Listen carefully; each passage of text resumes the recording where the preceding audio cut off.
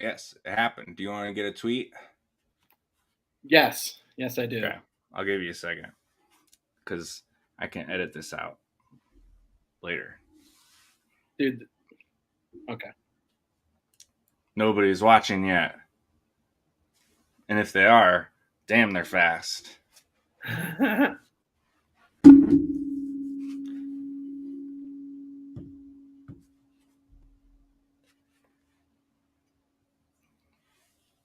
I'm just going to kick it off.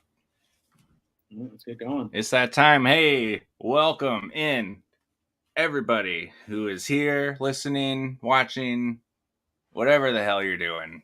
We are the guys in room 619. This is the Leftovers Fantasy Show podcast, whatever you want to call it. I'm Zach. Dennis over there. Dennis. We are longtime best friends, past college roommates in room 619. And we're here to talk about fantasy and whatever the heck else comes out of our mouth holes. So with that, let's do some mouthhole stuff, man. How has it been? Nice throw. Definitely not going to lose any composure there. It's been good, man. We'll get to this later, but it's a good time of the year for me.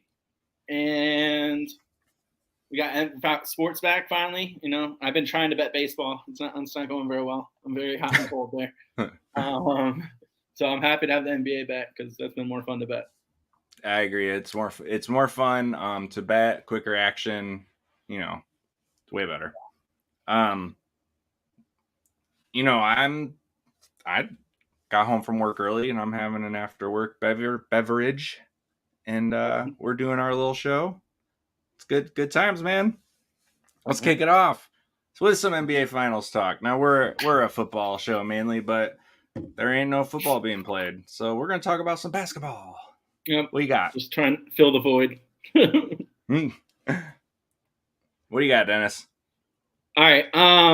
Oh, side note, we are under 100 days until football, so that's exciting. Oh, snap. Yeah. So if you don't know, the Warriors are playing the Celtics. In case you weren't aware. Right.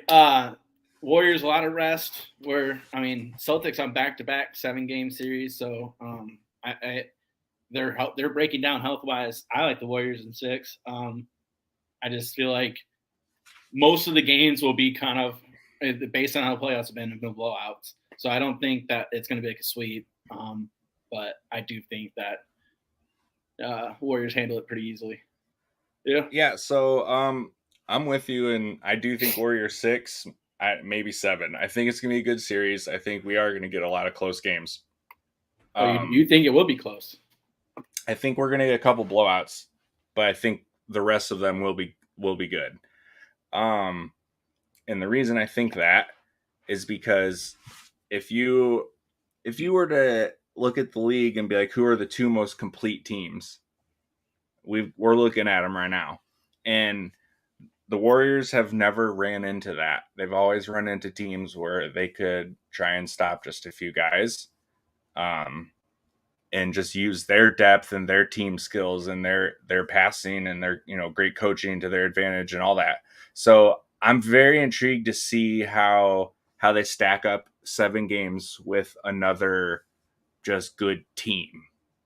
Yeah, it's gonna be interesting for sure. If Robert Williams was like 100%, I think I would be a little bit more nervous, but I don't think he is, and I just think the overall health of the Warriors is superior. And right, and with what they went through this year, they're healthy at the right time, obviously, and they're like motivated too. Like right. They've been like, angry that they're like we wasted 2 years because of health. Like we're ready to go. And so I do think they pull it out, but I think we're gonna have a fun series. I hope so. I like Steph for MVP. It's only -115. He's never won it. Just seems like perfect time for him to win it. And kind of shut up a lot of people that want to bring it up that, how come he's never won Finals MVP? It's like, right. It's a small sample. He's clearly amazing. I think if you think the Warriors are going to win, Steph Finals MVP is a great way to not, I guess, not hedge, but like to just give yourself better odds, because if you think they're going to win, it's going to be him. Like, let's be real. Unless Clay just goes absolute ham, which isn't like unlikely, but like if you think the Warriors are going to take the series, it's going to be Steph. So if you can take Steph MVP at minus 115, I would, I probably will slap one on that. Yeah. The other one I really like, it's for tonight for game one, courtesy of Kyle Soppe, who, if you're a fantasy focus guy, he's in the background. He's like big stats dude, really good info. He said Steph's played 38 minutes in game one 10 times. He averages 30 points, 5.3 rebounds, 6.9 assists, 2.2 steals, and he's coming off a lot of rest. He's probably going to play that amount of time.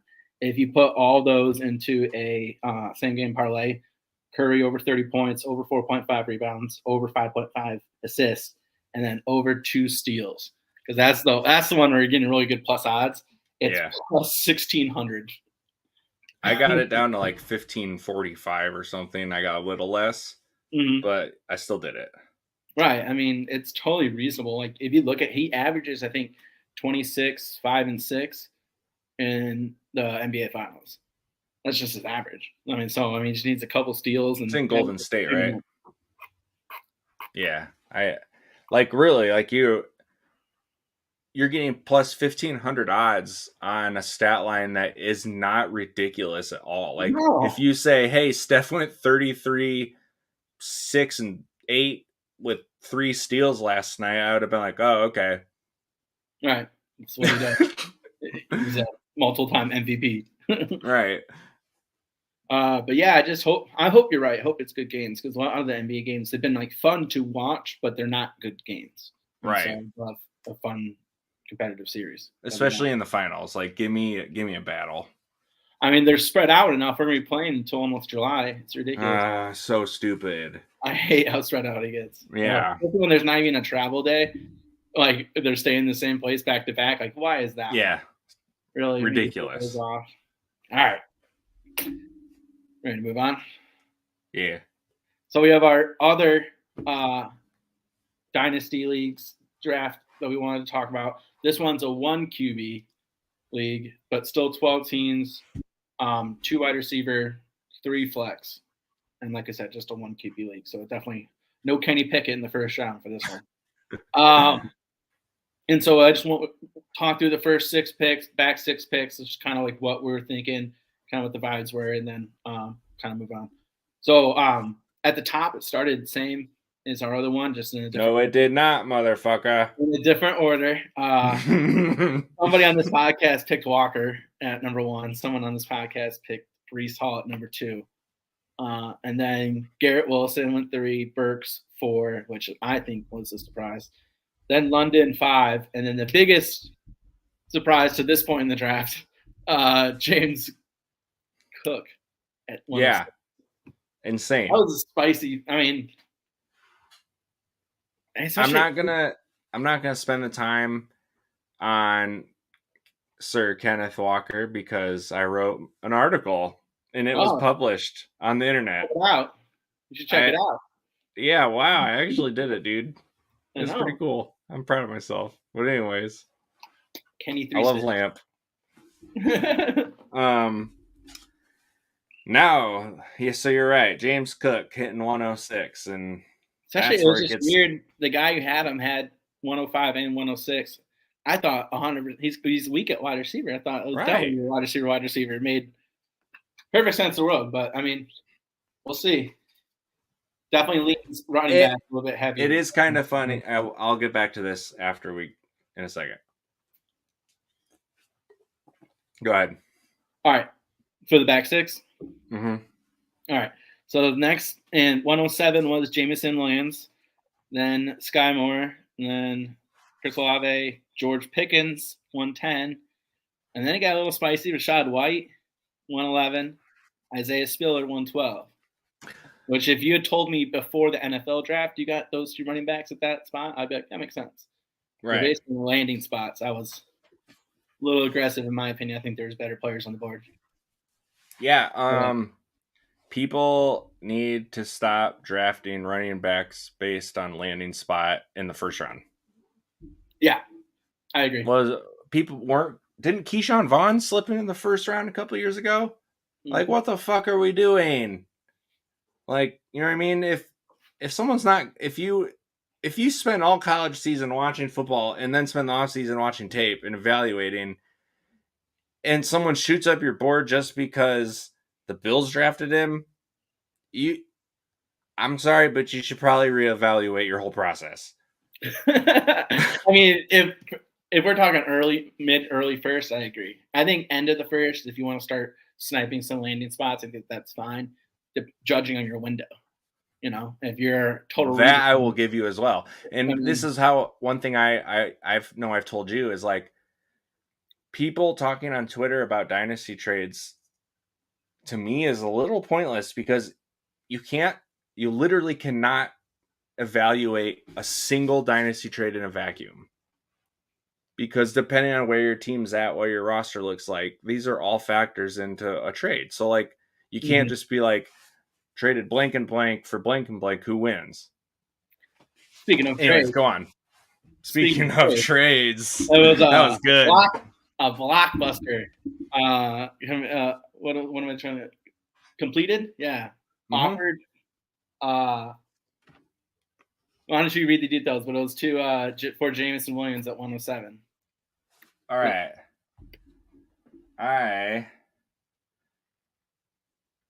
Oh, you didn't even write it down. It was. I thought I didn't. Yeah, my bad. Oh, it doesn't matter. I've got the gist of it.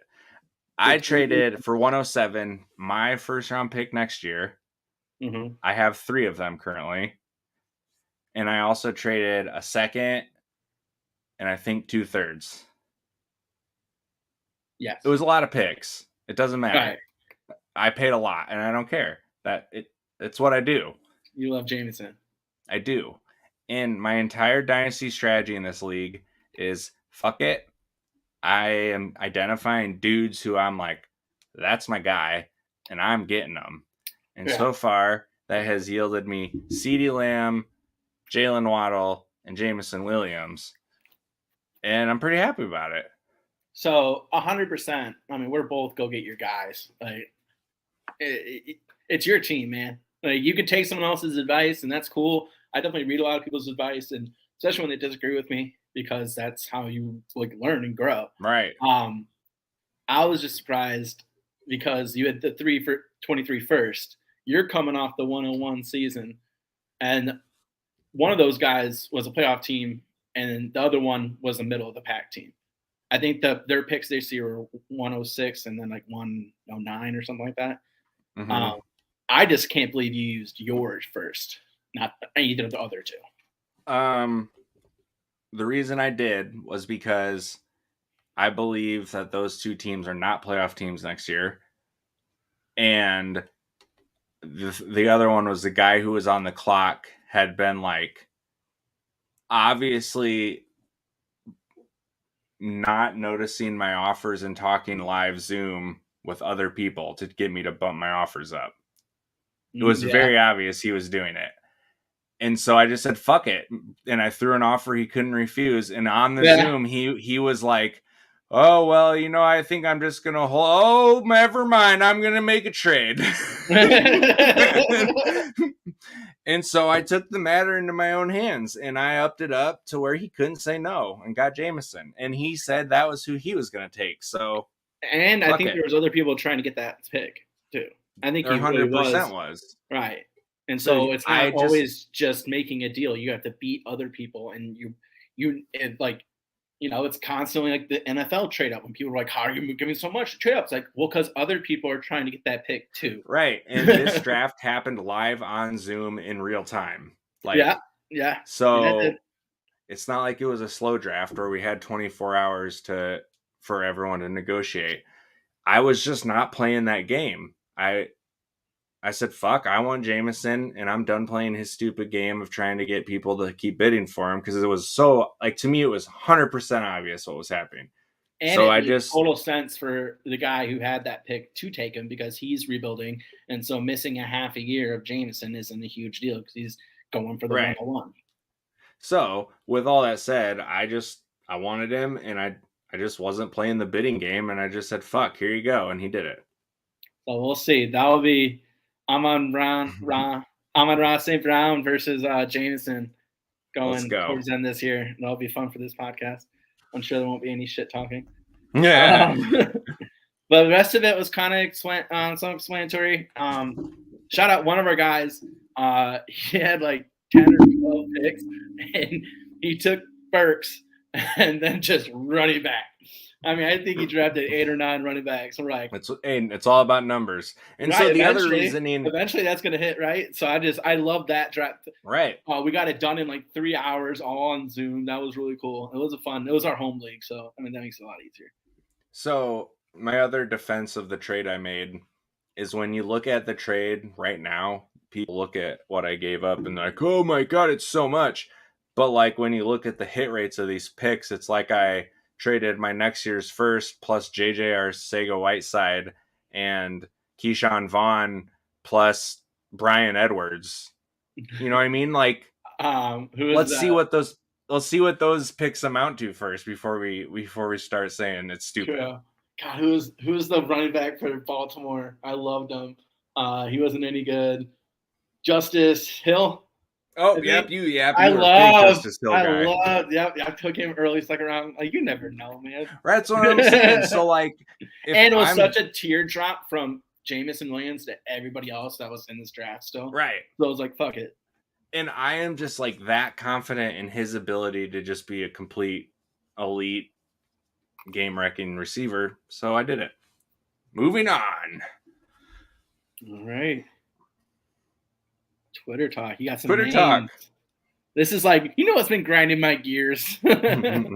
Well, we have been talking, and like a lot of our best commentary and content comes from us just reacting to things and just us talking to each other. So we thought we'd, kind of talk about what people are talking about.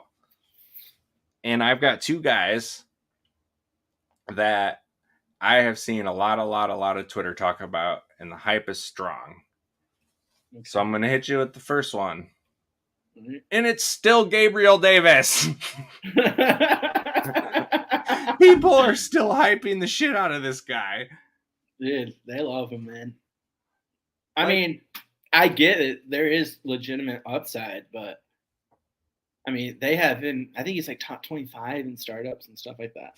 I know, it's insane. So, like, you've got a guy. Well, first of all, he was obviously the darling going into last year. Everybody loved him.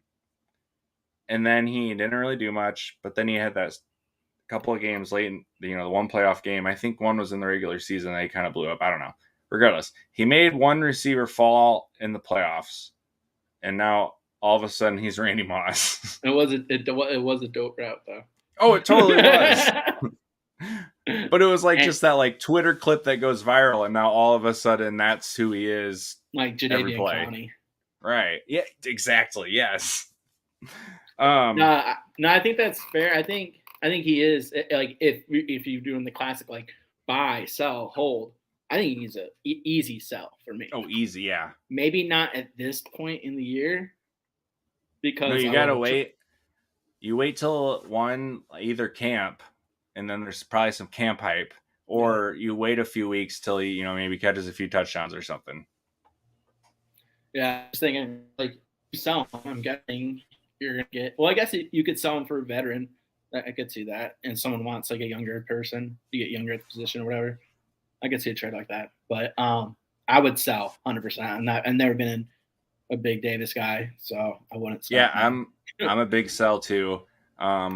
I don't understand. One thing nobody talks about is he couldn't beat out like 35-year-old Emmanuel Sanders. Mm-hmm. So I mean, yeah. And I mean, Davis is still there, right? And then they drafted Shakir in that offense, likes slot receivers. They got Dawson Knox. There's a lot of mouths to feed. James Cook in the passing offense now, like. There's a lot of mouths to feed, and Gabriel Davis is not a premier name on that list. No, and I don't think his game would be consistent. I think it'd be kind of boom bust, where it would make it hard to know when to play and when not to. Right. All right. Second Give me one, another. I've seen a lot of hype about this guy lately coming into the year. DeAndre Swift. Oh, that's a good one. Dude, people say he's like top 5, like he's like RB1. Dude can't stay healthy. No. Wasn't he hurt his last year in Georgia too?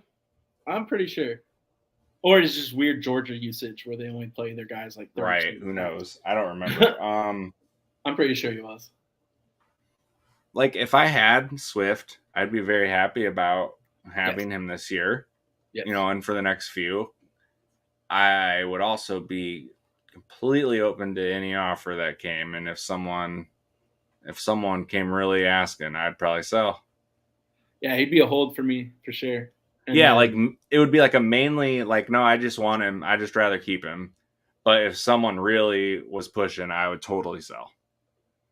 Yeah, and it's so hard to get running backs, and he's definitely going to be the number 1 on his team, and he can catch passes, and that should be a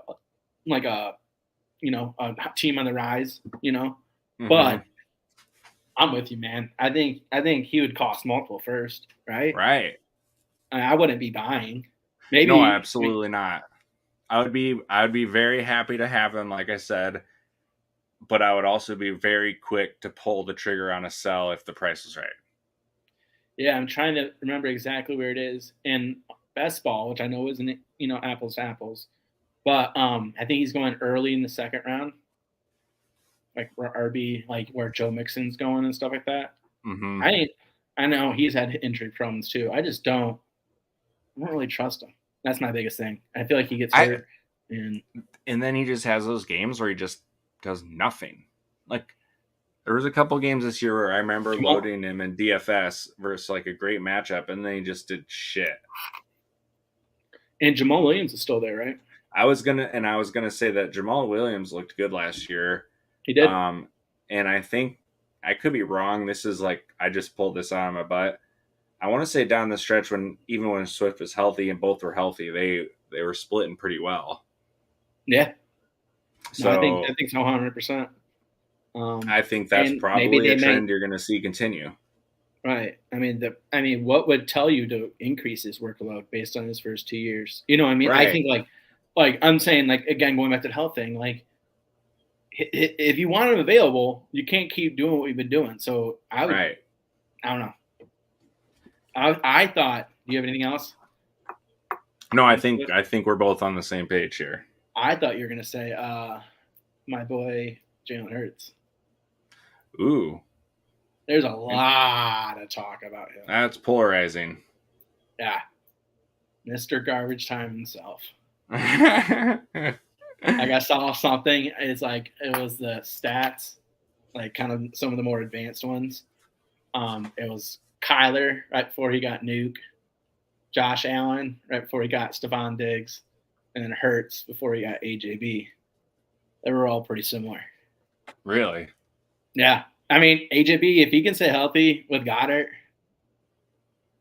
I might have to slow my roll on bashing Mr. Garbage Time every chance I get. Right, because I'm starting to get sold a little bit. Only because, like, how could he fail? Right, like they're building, and then you've got Devonta Smith. You still have Goddard. You've got a nice running back room. He can win. Right. I fantasy-wise, if you can get a good, I wouldn't pay out my ass for him, but I would definitely be testing the waters. Yeah, I would still – I would just be nervous with the 2 first-round picks next year. If they want to trade for a veteran QB, they could. That'd be an ideal spot for any QB that, like, I don't know, if someone gets mad, doesn't want to be there anymore. Or like Lamar, for some reason, isn't resigned. Or like – it's the same thing with Detroit. I'm afraid that's what they're going to do is they're going to trade for a veteran QB. Then they're going to be really good. They're not going to be – Oh, they would be so good if they just – I'm going to be last play. Right. Like, yeah, their lines are phenomenal. Both right, because then you wouldn't need to wait for your rookie to like develop. No. Oh boy, that's my nightmare situation. Dude, right. You know they're gonna go and get Baker, and they're gonna suck. It's fine. Yeah, I said I wasn't gonna make fun of them if they didn't force a QB in the first 2 rounds, and they didn't. So I'm not going to make fun of them. They swindled Vikings on the trade up from everything I hear. Like they basically got like a free like they moved down like 10 spots in the second to move up 20 spots in the first and gave up a third. All right. Okay. Last one. We're going to talk a real fast dynasty bisection. And it's just one guy that, you know, you're really not hearing a lot about, but you think would be a good target to go out and buy. Who's yours? I love this guy. I have been trying to buy him. I drafted him in one, traded a 301 for him in another. And then the other guy who has him is ridiculous. And I can't get, I just can't stomach giving what I need to get him. And it's Khalil Herbert. They have confirmed again that they're going to be an outside zone team. That's much more Herbert's skill set than David Montgomery's. All right. Mm-hmm. On top of that, Monty's in a career, contract year, so he might be gone. And they're not paying him that 5th year. There's no way. No. And Herbert was good whenever he got the ball. And that was with the crappier O-line and a crappier system, just a crappier year, right? I think he's going to have a role in this offense, maybe not enough to start, you know. Maybe he'll be an occasional flex. But I'm talking he could be the lead back in 23. And you're getting right. Or if Monty goes down. Yeah. Plus, and Getsy coming from, the Packers. I know it's kind of dangerous to use this argument, but like they had 2-back system the whole time. So. And both were productive. Yeah. So that's my move. What about you? You got one? Mine is Amari Rodgers. And I didn't really realize how low the community was on him until I started to maybe attempt. I was attempting to use him in some trade talks, and like instantly it was like people right, and I was like, "What?" I was like honestly confused. I don't get it. The numbers weren't there rookie year, but find me a rookie receiver who does have the numbers with Rodgers. You won't. It doesn't happen. Devontae Adams didn't even have the numbers as a rookie with Rodgers. Jordy didn't. He doesn't fucking trust them. He has his guys he trusts, and if you're a rookie, you have to do everything in your damn power to earn Aaron Rodgers' trust. You got to start eating breakfast with him. Right. You need to go-karting or something. Like snow cones afterwards. Play golf and lose on purpose. Yeah, there you go. Like bring him Starbucks in the morning. It just doesn't happen. So like the fact that 100%. The fact that Amari Rodgers, just the stat line wasn't there and just he's instantly dismissed is, I don't get it. Yeah. He was a third round pick. The capital is there. Same regime. Athletically, he's not anything to like go wild about, but like his tape he was just a reliable slot receiver. Like he's just a good football player. He's very explosive though. I mean, he's a kickoff returner and stuff like that. Yeah. And I mean, Randall Cobb is old. And so, like, in fact, it was in the same league. I attempted to use him as a piece to try and get Lazard. And I was told, why would I trade him for Lazard's backup? And I'm like, he plays slot? They're very different positions. Like, Lazard's not like 6'5". Right. I'm like, he's not Lazard's backup, but okay, never mind. I guess we're done here. So, right. I don't know. No, I like Amari. We talked about this, last year. We both liked him. And then you had him in one league, and I had him in my other 2 leagues. And I traded him. And, like, if you look at the Packers offense, Aaron Rodgers always just has, like, that one person he is, like, his go-to guy. And he's just going to, when times are tough, that's where he's going. He's not going to have that anymore. Like, I think Lazard's going to be really good, but he's not going to be that dude. So, like, when it comes to, 3rd and 4, crunch time in the 2-minute, Rodgers is going to have to learn to take what's given instead of just forcing it to his guy. And he's smart enough and good enough to do it. So, I don't know. I just think the fact that I just feel like Amari Rodgers has been completely dismissed and written off already, and I just think that's crazy. So, if you could trade a 3rd or a 4th, easy. It would have to be late third for me. Right. I'll give you that. Just because there is, like, he was like a late second, mid second, and then he didn't do shit. So you have to take, you lost some of that value. You know what I mean? This just is what it is. No, but what was I going to say? Oh, LaFleur is really good at scheming open wide receivers too. So if they do decide to use him, which it makes sense based on the wide receiver room, he could be a huge like breakout candidate for. Yeah, and it's just like literally no talk about him, and people think he's dead. So I think he is someone you could probably trade, like you said, a late third or a fourth, and someone will probably take it. Yeah, you just gotta hope he's not another Stan like us. Right, exactly. All right, cooking and booking. All right, who's cooking? It's Dennis. It's me.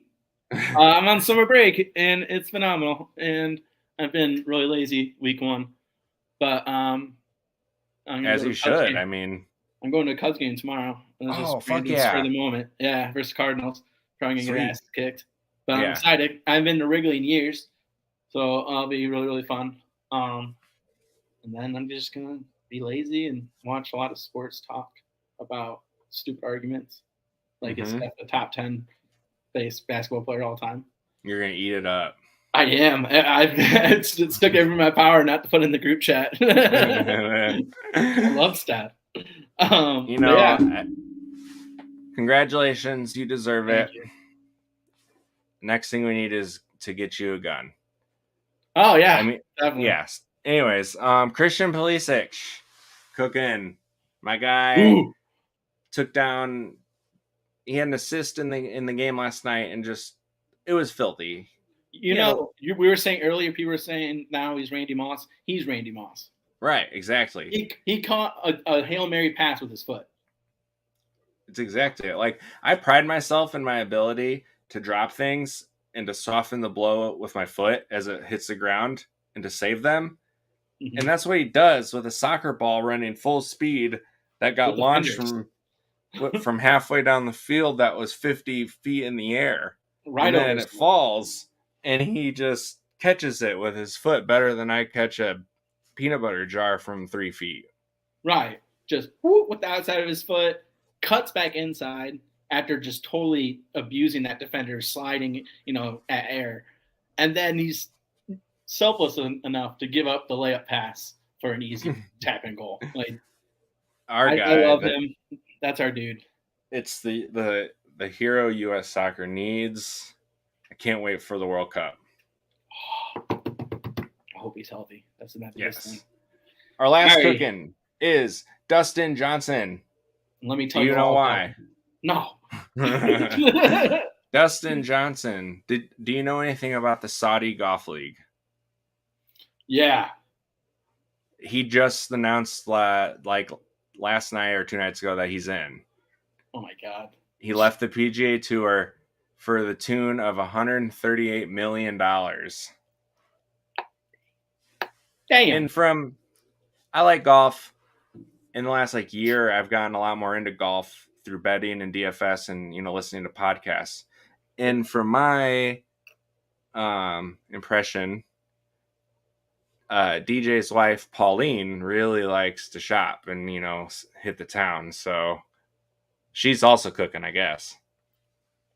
And we're gonna go to booking. Who's booking? Dustin fucking Johnson. Why? Because his whole career just got tarnished. Yeah, you're literally taking blood money. That's. Ooh. You are no longer ever gonna play a PGA event. People probably won't ever give a shit that you won what you won there. You sold your entire career out for money. A lot of so it. You are simultaneously cooking and booking. Yeah, that's a good call, man. Also booking gamblers. After the finals, we're into the dead zone, man. It's all baseball until football. Baseball's so random. It's a rough life. I know, it's hard. And the only thing you're gonna kind of predict is hits, and they're all -270. It's cool. So yeah, Let so me parlay basically 3 of them to get them to even odds. here's what my strategy is. I just like I just look at pitching matchups and try and find like a mismatch and take the money line, or if it's like a really big mismatch, I'll take the -1.5. And that's like literally what my entire baseball betting strategy comes down to. But it's fun. I know I'm too into the player props. I love player props. Yeah, baseball player props are too hard for me. They're impossible. They're impossible. Except for like, pitcher strikeouts or something like that. It's like a little bit, but even that's still tough. I love doing same game parlay and picking like the 3 and the 4 hitter, and like the 3 to score a run, the 4 to get an RBI. Ooh, yeah, spicy. That's like my go. That's like my go-to, and it never works. And then nope, it does work. But your problem is you also throw in the number 8 hitter to hit a home run. It's not true. I do. Crazy Legs Healy. I am Crazy Legs stuff. I'll give you that. I like those plus odds, man. If it's not plus 500, I don't get out of bed. All right, you're in it to win. Go for gold. Right. Speaking of just going for it, that's you went wrong here. I don't know this man's name, but he's a hero. I don't know if you saw this clip, but if you didn't, just like Twitter search like runaway airplane. I don't even know what it was. It was like a beer cart. It was a beer cart. I think it was the luggage cart. But it had cans in there because they all came out at the end. Oh, shit, right, so you're right. It's spinning in circles. Nobody's driving it. Spinning in circles aggressively. And it's like 20 people just like either A, standing around watching it, like, that's kind of cool. Or B, being like, I don't get paid enough to handle this shit. I don't know what to do. And it's just an airport. And it just goes. And then like, 30 seconds in. It appears as if nobody's like, we should do something. That is not my job. And so they're just going like that, right? His guy comes in. It looks like an F1, like, it does. It was like slanted at the front. And he just goes, boom, and just tips it over. And it's like, I'm done. No more. All the beer comes crashing out or pop. I don't know. I'm just assuming beer. Yeah, dude just went full send. Is like, fuck this. I'm out. Like, I'm not gonna sit here any longer. Leroy. You know what the reaction of all those people, the employees, were when that happened? It was that employee in Superbad when all the beer gets spilled. That janitor guy at the liquor store looks and he's just like, fuck my life. That's exactly what it is. That's awesome. But yeah, that dude's just a hero and a saint, and we're happy that he is here for us. I'm gonna retweet the clip right now. So as you should. Hey, not to like, toot our own horns or something like that, but shout out to that guy, Kyle Soppy. Is that how you say it? He liked our tweet. Yeah. Yeah. Let's go. We're famous. It's gonna happen. All right. That's all I got, friend. That's all we got. Thanks for joining. And love you.